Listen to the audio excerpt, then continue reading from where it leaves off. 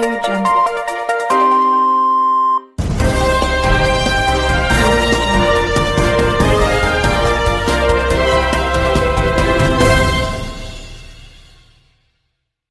मां तव्हांखे ॿुधाईंदो हलां घोसपुर जो जमाल पुलिस थाणे जी हद ॻोठ बादल नंदवाणी में घर ते निंड सुतल नौजवान दिलमराद नंदवाणी हथियारबंदन मुबीना तौर अगवा करे आसानी सां फरार थी विया आहिनि। ख़बर मूजिबि घोसपुर वेझो जमाल पुलिस थाणे जी हद ॻोठ बादल खां नंदवाणी में घर भाती निंड सुतल नौजवान दिलमराद नंदवाणी खे नामालूम हथियारबंदन हथियारनि जी ज़ोर ते अगवा करे कचे तरफ़ खणी विया आहिनि।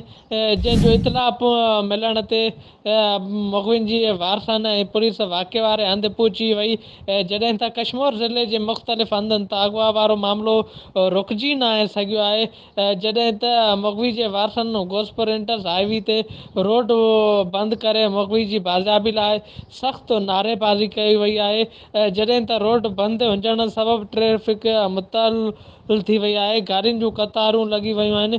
सिंध पंजाब ऐं बलोचिस्तान खां ईंदड़ वेंदड़ मुसाफ़िर बि सख़्तु परेशान आहिनि। उन मौक़े ते मुखबी जी दिलमराद नंदवाणी जे वारसनि SSP कश्मीर अमजद शेख खां नौजवान जी बाज़ाबी करण जो मुतालबो कयो आहे। जी